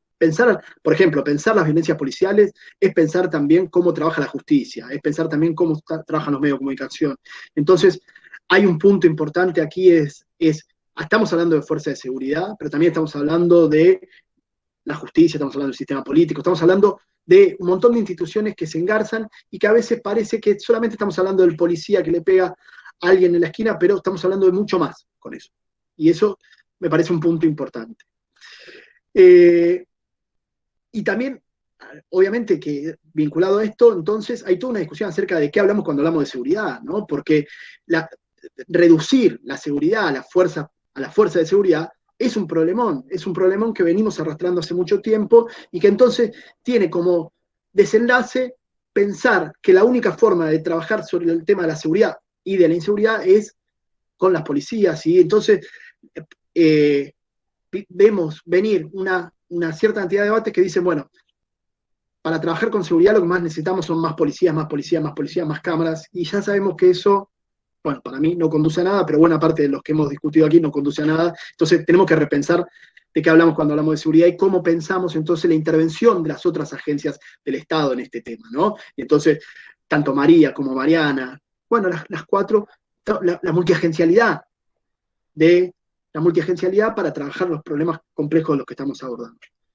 Esto hasta aquí fue más o menos lo que hemos charlado en las otras reuniones y me parece sumamente interesante, pero obviamente que de la última reunión a esta surge algo que fue lo que sucedió en la provincia de Buenos Aires, con la policía de la provincia de Buenos Aires, que habilitó otra parte de la discusión que me parece que apareció en esta charla, que tiene que ver con la discusión sobre el trabajo policial, si el trabajo policial es trabajo, sobre el bienestar policial y sobre eso, la sindicalización. Es cierto que la discusión sobre la sindicalización también había aparecido en las reuniones anteriores, pero me parece que luego de lo que sucedió con la policía de la provincia de Buenos Aires y, como dijo María, ¿no? Y es el poder de la corporación de generar una paritaria armada, estoy haciendo un chiste con las palabras, ¿no? Me parece importantísimo para poner en debate, ¿no? Acerca de cómo pensamos el trabajo policial, el trabajo, si es trabajo, si no es trabajo, qué tipo de sindicalización, si deben estar sindicalizados o no, qué tipo de sindicalización tienen, y ahí se abre un debate muy interesante, muy amplio, que obviamente no vamos a poder saldar en el día de hoy, pero me parece que requiere también un riguroso y exhaustivo debate, ¿no? Una discusión que nos debemos también, ¿no? Porque buena parte de las veces cerramos las discusiones y me parece que tenemos que abrirlas, las discusiones, y ampliarlas. Raquel dijo algo que ha sido también muy debatido, que me parece interesante, que es, bueno, hay que abrir las universidades nacionales a la formación de las policías, ¿no? Y bueno, eso también ha sido muy discutido, ¿no? Mucha gente, muchos colegas se han negado a eso. Me parece que esta charla, organizada por el Núcleo de Estudios sobre la Violencia y la Muerte, y que es parte de un debate amplio con buena parte de las colegas que están acá y con otras colegas y otros colegas que no están acá, es una parte de un intento para pensar la fuerza de seguridad, un intento para pensar hacia dónde queremos ir con la fuerza de seguridad, que me parece que obviamente no hay una solución mágica, como decía creo que Raquel o Mariana, no hay soluciones mágicas, pero tenemos que dar una cierta cantidad de debate que muchas veces no damos. Entonces, en función de eso, si quieren, podemos empezar o leyendo alguna de las preguntas, no sé si hay preguntas, pero si no, pensando, que me parece tal vez un eje de debate, ¿qué piensan sobre el trabajo policial? ¿Qué piensan sobre la sindicalización? Y y una pregunta tal vez hasta muy personal, ¿qué les pasó cuando vieron el levantamiento, no sé, la protesta, llámenle como quieran, policial en la provincia de Buenos Aires? Si quieren, respetamos el orden, si no, como quieran. Bueno, recojo el guante. Por supuesto, hay mil cosas para pensar y solo voy poniendo en la mesa algunas ideas, ¿no? Pero vos decías cómo pensar la protesta, qué pasó cuando vimos esta protesta policial. Yo creo que ahí recordé mucho esa especie de levantamiento, conflicto con Gendarmería en 2013. Y me parece que para pensar estas situaciones conflictivas hay que echar mano a una cuestión que Brígida trajo, que es pensar en escala. Creo que tenemos que pensar simultáneamente en distintas escalas. Entonces ahí tener una lectura lo más aguda y fina posible sobre el conflicto que se está presentando, cómo se está configurando y poder entender cómo desarmarlo, operando sobre eso, operando en el mejor sentido de la palabra, ¿no? Es decir, ser capaces de leer qué tipo de cruces de conflictos se están presentando, ¿no? Yo creo que, y eso vos lo planteabas en una nota que yo encontré súper interesante que publicó estos días, advertir situaciones de descontento y de conflictividad al interior de, por ejemplo, en este caso, la policía de la provincia de Buenos Aires, situaciones de subordinación y de obligación a la subordinación, pero bajo un orden otro dentro de la propia fuerza, ¿no? Es decir, esto que yo lo mencionaba en mi presentación, como decir, bueno, hay un montón de formas del abuso y de la violencia y de las prácticas arbitrarias de las fuerzas de seguridad que también funcionan hacia el interior de la propia fuerza, produciendo a sus cuerpos propios, ¿no? Diría María Auxilio Marco, a sus cuerpos institucionales. Entonces, poder trabajar en distintos planos, ¿no? Poder leer, bueno, esos descontentos tienen que ver con determinadas condiciones de producción de las fuerzas, de producción de sí mismas de las fuerzas. Hay otros conflictos y en otro plano y en otra escala podemos pensar que hay otra conflictividad política, digamos, cuando yo hablaba del poder corporativo, digo, tenemos que pensar, y especialmente pienso en la policía de la provincia de Buenos Aires, como un actor de una gravitación en la escena nacional muy importante. No estoy pensando en escenarios ligados al golpismo, como hubo algunas lecturas, pero sí mostrar que tiene poder de lobby, tiene poder de extorsión, tiene poder de daño político, ¿no? Entonces me parece que hay como distintos planos para pensar el tema.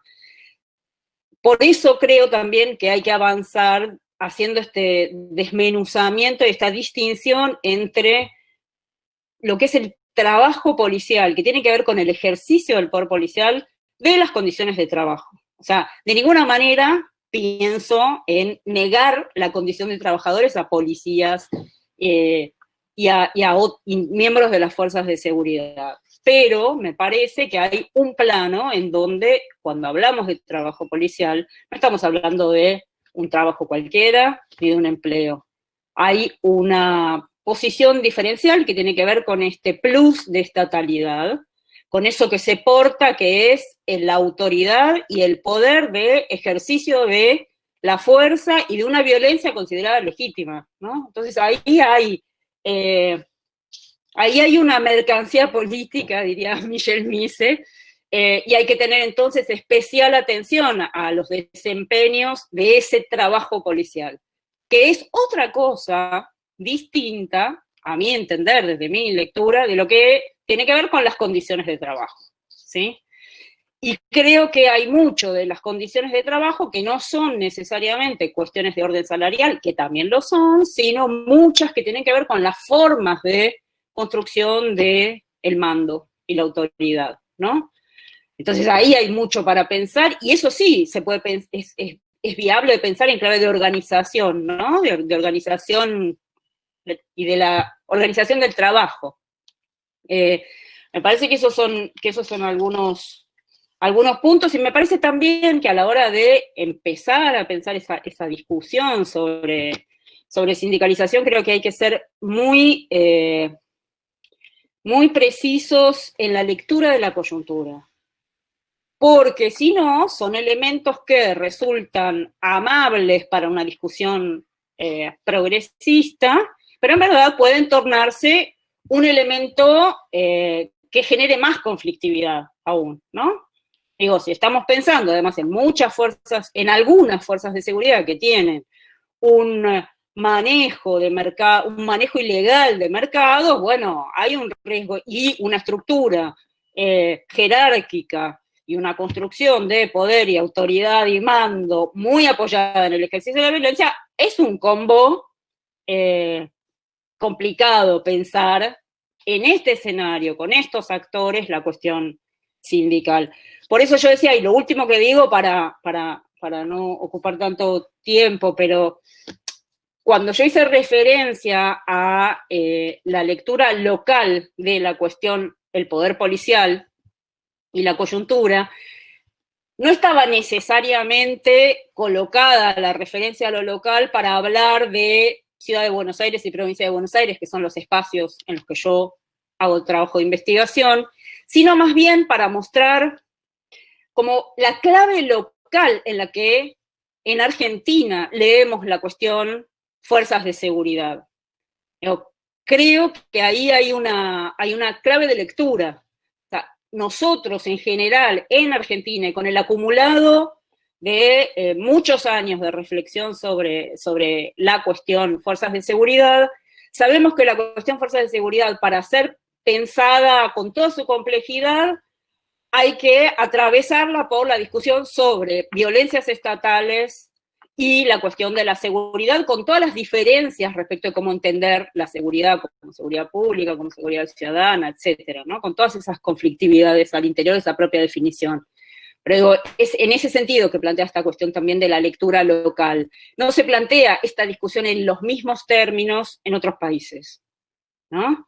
Y entonces ahí también aparece ese actor político central que tiene que ver con el lugar que han tenido organizaciones sociales, políticas, el activismo, las militancias populares. Digo, lo que decía Raquel. Raquel, este año se cumplen 20 años del crimen de Mariano Huitis y Darío Riquelme, y la propia experiencia de Raquel es una experiencia que colocó cierta discusión y lectura sobre la cuestión de la seguridad y la violencia estatal en la escena argentina. Eso es un haber muy fuerte que tenemos y eso no pasa en todos los lugares, ¿no? Ni de esa manera. Ese nivel, ese tipo de discusión política, esas articulaciones para discutir la cuestión fuerzas de seguridad no aparece en todos los lugares de la misma manera. Entonces, creo que esa es una clave local que también tenemos que atender. ¿Cuál es la especificidad nuestra? ¿Cuál es nuestra historia? Me parece que es una línea interesante para pensar. Eso por ahora. Yo lo que quería agregar era que algo que me olvidé de decir, y que sí pienso que es un trabajo, o que debería ser un trabajo, por eso decía hay que pensar a las policías nuevamente, hay que repensar las instituciones, porque ellos deberían dejar el arma una vez terminada la jornada de trabajo. Evitaríamos así muchísimas muertes de civiles y de policías en horario de Franco. Y me parece que para que realmente no se tienten con las economías ilegales y demás, que sabemos que participan, muchos de los agentes regentean el delito, tienen que ser bien pagos, aparte de ser profesionalizados, y con un control político permanente sobre esas fuerzas. Pero sí creo que tenemos que repensar nuestras instituciones, porque en este momento, digamos, la justicia y las fuerzas de seguridad han demostrado una cara bastante nefasta, sobre todo al sostener la impunidad, que eso permite que repitamos las historias, aunque siempre decimos, ojalá que seamos el último, ¿no?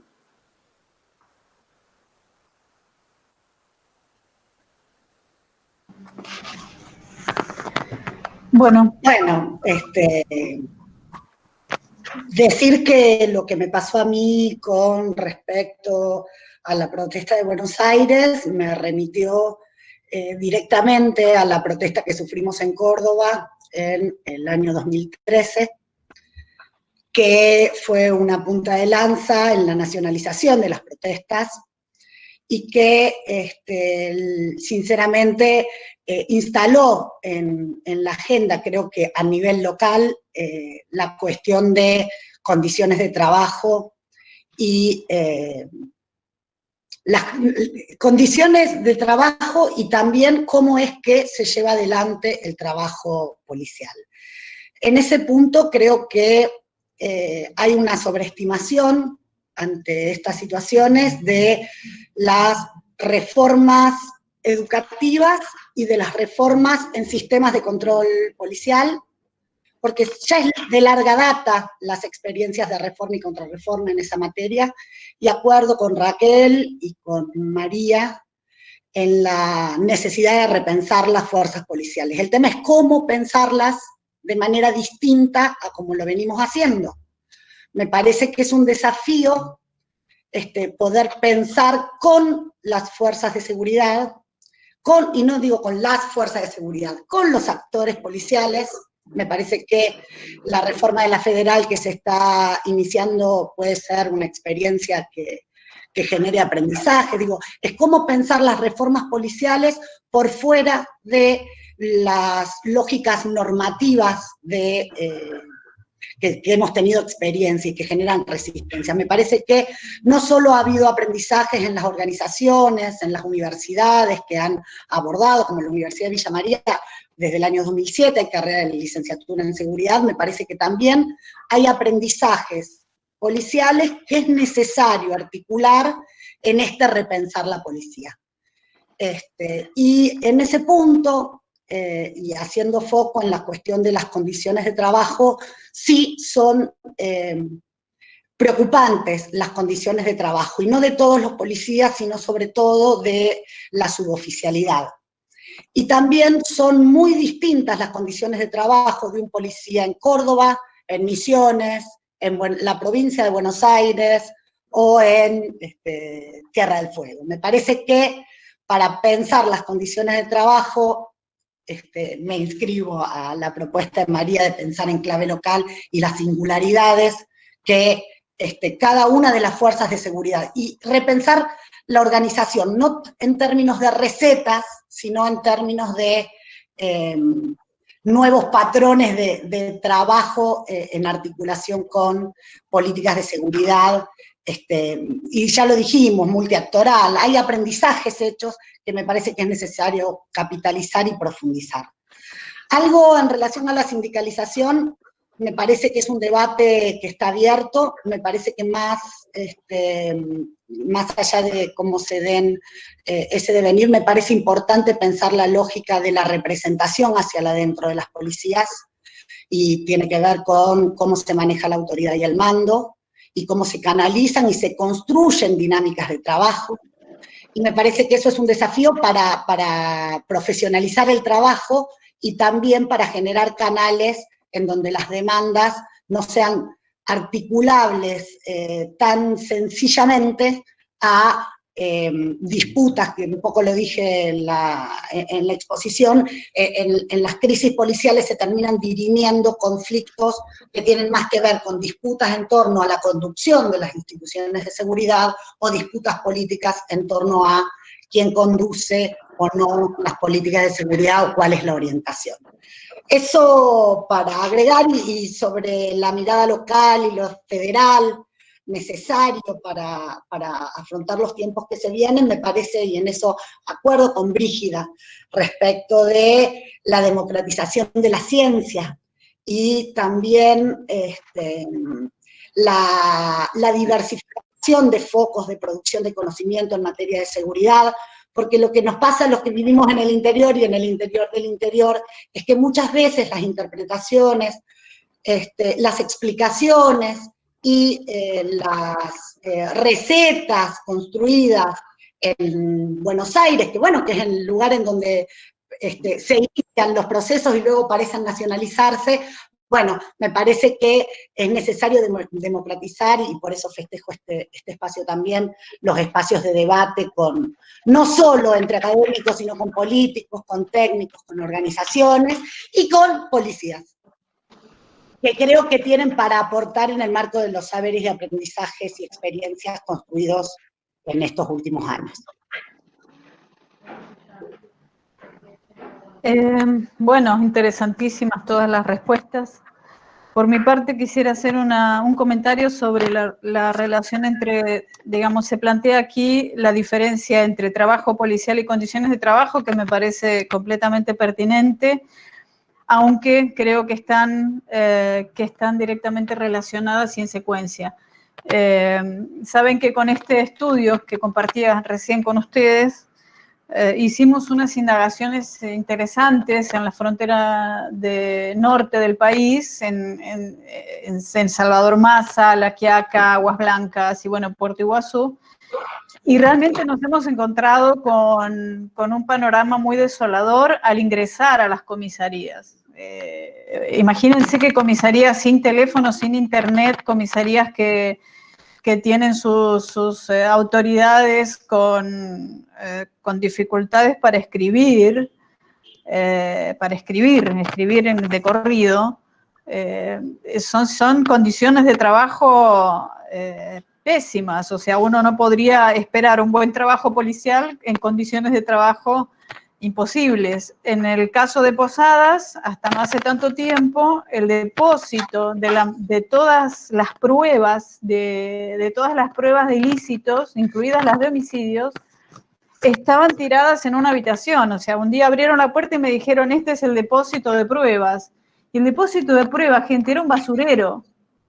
Estaban la camisa con sangre tirada por acá, el no sé qué por acá, y era un caos. Entonces yo pensaba, pero ¿cómo puede haber policía si la investigación está en estas condiciones? ¿Qué es una prueba? Y ahí entonces también, como bien plantearon recién, no se puede pensar el trabajo policial si no es en articulación directa y concreta con el sistema de justicia.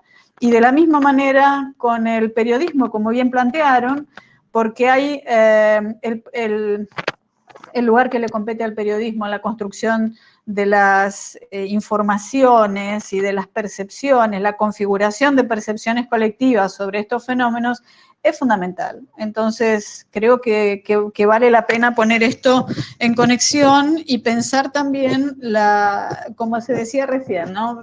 Formar a la policía en universidades públicas o universidades, digamos, en carreras que no sean espacios aislados o separados.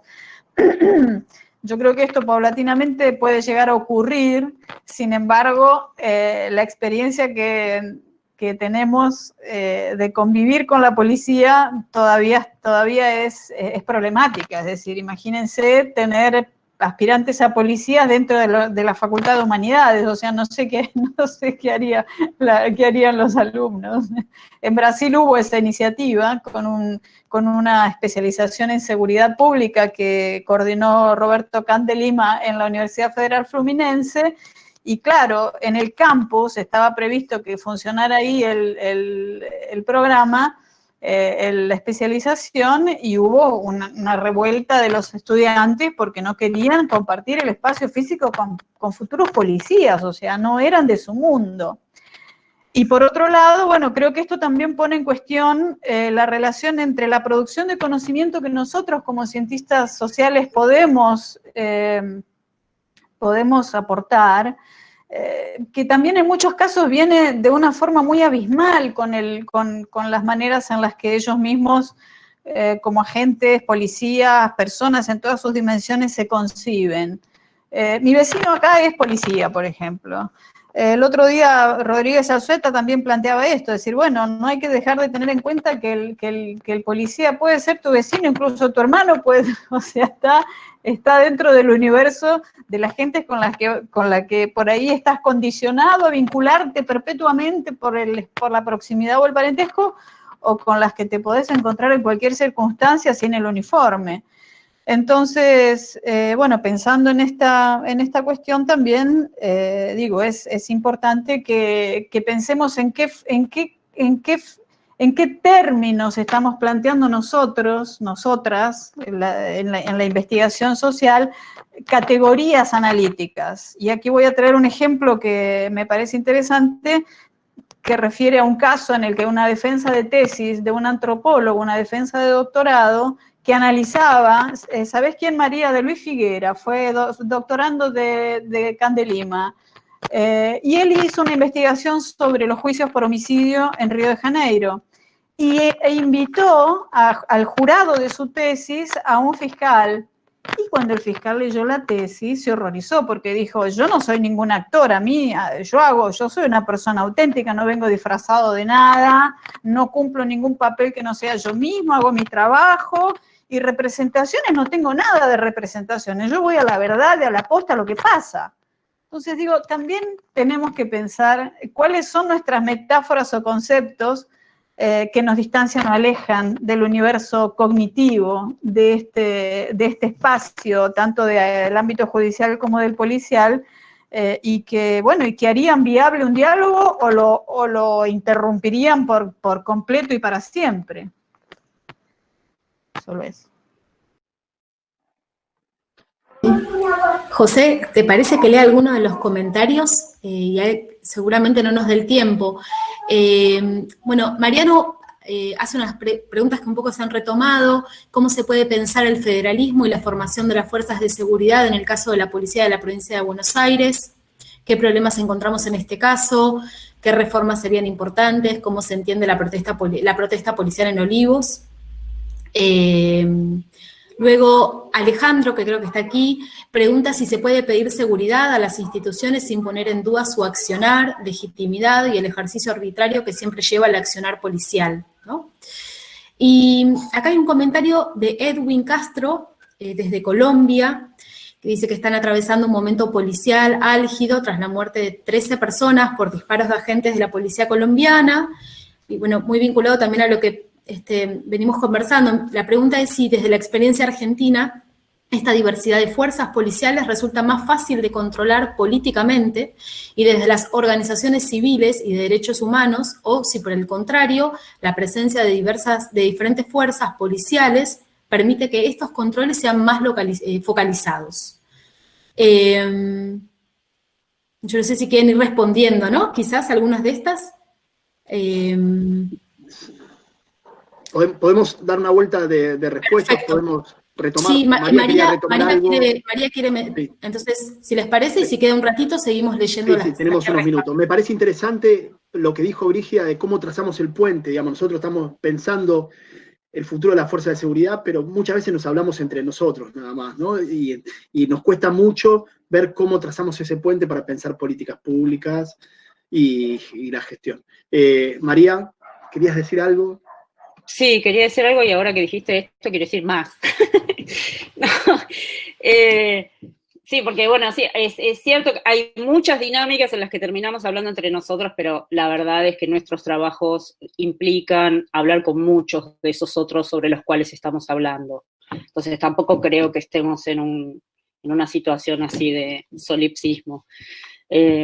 Eso por un lado, ¿no? Pero en realidad me había quedado una cuestión que tenía que ver con algo que vos colocaste, que es la cuestión del cuidado, que como decía Mariana, yo escribí una nota con Eleonor Faur, y la verdad es que en este punto a mí me preocupa el uso de la categoría cuidado. Me parece que hay un uso bastante banal, que se empezó a convertir en una categoría de una altísima circulación, pero que funciona como una especie de significante vacío donde se le cargan determinadas valoraciones. En realidad creo que está funcionando así, de esa manera, ¿no? Casi como una especie de fetiche. Y la verdad es que creo que en todo caso lo que sí uno puede pensar es, bueno, puede haber una ética del cuidado en la formación de distintos agentes estatales, ¿no? En tanto, una ética del cuidado implica reconocimiento de subjetividades y de derechos, y de no acallamiento, digamos, de subjetividades. Pero la verdad es que no sé por qué no sé por qué tendría la policía que convertirse en policía del cuidado. O sea, ¿por qué la policía no podría ser policía y tener funciones de policiamiento en una formación orientada por un horizonte de derechos y con respeto por los derechos y las libertades? Digo, pues si no, me parece que se empieza a confundir un poco y se empasta la discusión con categorías que, bueno, que vienen de otro corpus de discusiones, que están planteando otros temas, porque finalmente si no todo es cuidado, entonces nada es cuidado, ¿no? O sea, me parece que en ese punto tenemos que tratar de ser bastante rigurosos cuando estamos hablando de esas cuestiones. Era algo que me había quedado picando, por supuesto no vamos a terminar de esa discusión que creo que empieza recién ahora, ¿no? Sí, respecto del cuidado, yo creo que la policía no está para todo, que si hay que profesionalizarla, tiene que tener una formación especial para la competencia que va a tener, que de por sí es una responsabilidad muy grande el uso del arma y el uso de la violencia física legítima. Entonces me parece que pensemos en otra cosa, digamos, pero no lo llamemos policía, porque repensemos la institución, pero ojo, las competencias y la formación tienen que ir de acuerdo. Me parece a mí que para pensar para el cuidado, pensemos en otras instituciones que no tengan un carácter represivo o coercitivo, ¿no? Buscaría otras instituciones que cumplan con ese rol y que sea multiagencial, como, bueno, se planteó en su momento la seguridad democrática.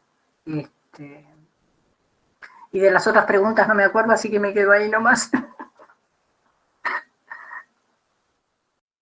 Y en relación a la referencia que hice a la policía del cuidado, yo estaba pensando un poco en clave de la experiencia de Córdoba, con la policía barrial, en donde estábamos promoviendo, digamos, una policía preventiva que tenga capacidades de captar, de registrar factores de riesgo, y en esa sensibilidad y en diálogo con los actores comunitarios, poder participar de esas redes interagenciales.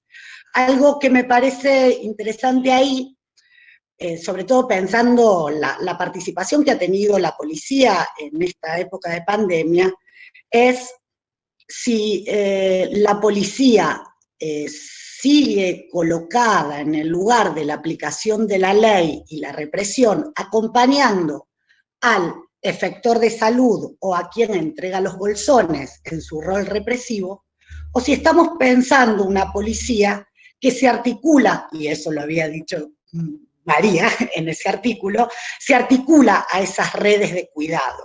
Y me parece que en ese punto no es confundir la función policial con el trabajo social, ni mucho menos, sino poder pensar esquemas de desempeño preventivo articulado no solo a la prevención situacional, sino a la prevención social y a la prevención comunitaria, no solo reactiva, y me parece que yo lo tomé porque, bueno, nos sirvió también para poder dar cuenta también en el escenario de lo público de esas otras prácticas que también sucedieron y que no están vinculadas estrictamente a la violencia policial.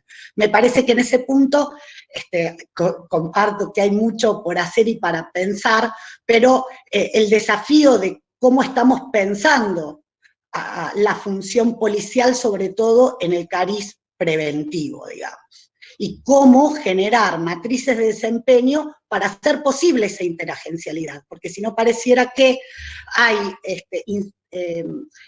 iniciativas de seguridad ciudadana en el que termina comandando ese comisario, o hay situaciones de redes de prevención social en donde el policía termina siendo el que encarna la ley. Entonces me parece que hay que como ir buscando en las experiencias cuáles son los modos que van emergiendo en esa práctica para poder llevar adelante experiencias de trabajo preventivo y democrático, interagencial, y sobre todo no reactivo, porque cuando la policía está trabajando y hay experiencias en red con otros actores, la seguridad empieza a ser otra cosa que aplicación de la ley.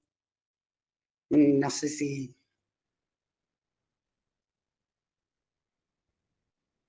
O puede serlo, mejor dicho.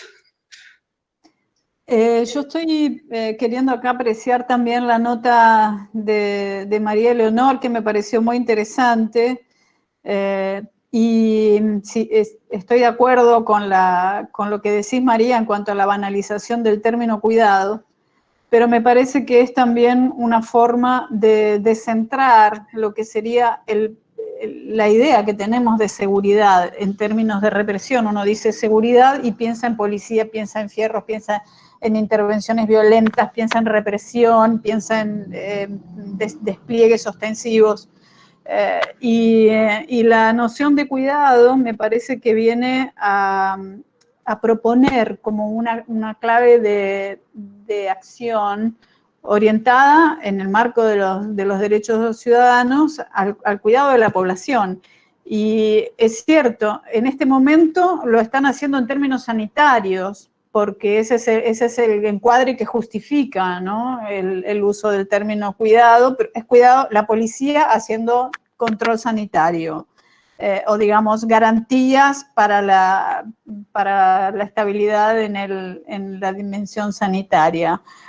Vamos a ver si esa terminología trasciende y se transforma en alguna otra cosa. Es decir, para mí pensar el futuro de las fuerzas de seguridad en este momento donde realmente hay un componente que no hemos tomado en cuenta y que para mí es crucial, que es el desarrollo de las tecnologías de comunicación, velocísimo, porque se ha dado en un ritmo y en una expansión donde de buenas a primeras la conexión a Internet es fundamental para que todo funcione, y eso no es algo simple, porque por un lado implica, en el caso del uso de los aplicativos, implican empresas privadas implementando estos mecanismos de estos aplicativos, y realmente no se sabe muy bien qué pasa con el control de esos datos. Entonces, mientras estamos en este marco de controles para asegurarnos la salud, hay un desarrollo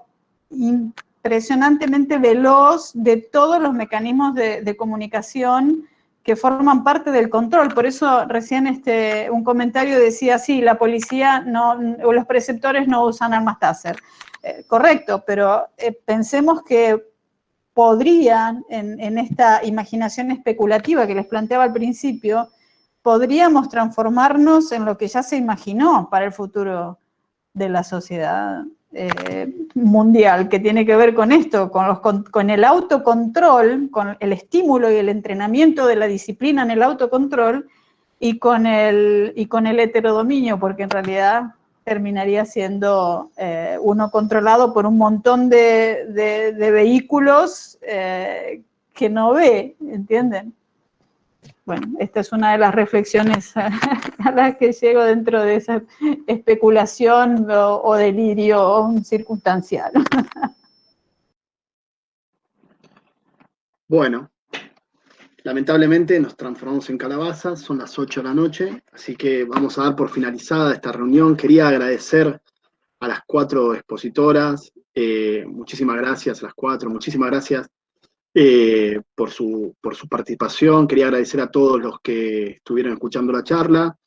Posiblemente hagamos una cuarta charla, no sabemos. Queremos hacer una charla que ya sea post pandemia realmente, pero bueno, falta, como no se está dando. Así que, bueno, en general, estamos esperando. Muchísimas gracias a todos y todas. Creo que nos quedaron muchas cosas para discutir. Creo que es parte de lo que queremos hacer, es discutir y también ampliar la discusión. Y hay algo que está en la discusión que me parece interesante, que lo dijo María, no solo nos hablamos entre nosotros, a veces creemos que solo nos hablamos entre nosotros, y por eso ampliar las personas que participan en estas discusiones, en esta charla, por ejemplo, la presencia de Raquel hoy y la presencia de funcionarios en las reuniones anteriores nos parecen sumamente importantes, ¿no? No nos hablamos solamente a nosotros, pero tenemos que hacer el ejercicio para salir de nuestra zona de confort, como se dice mal, ¿no? O sea, y me parece que estas charlas son una parte de ese ejercicio, así que muchísimas gracias a todas, a las 4, muchísimas gracias a todos y todas los que participaron, y esperemos tener una nueva reunión pronto. Buenas noches y nos vemos. Muchísimas gracias. Gracias a ustedes. Chao. Hasta la próxima. Hasta pronto. Gracias, hasta la próxima. Chao, lindo verlas. Chao.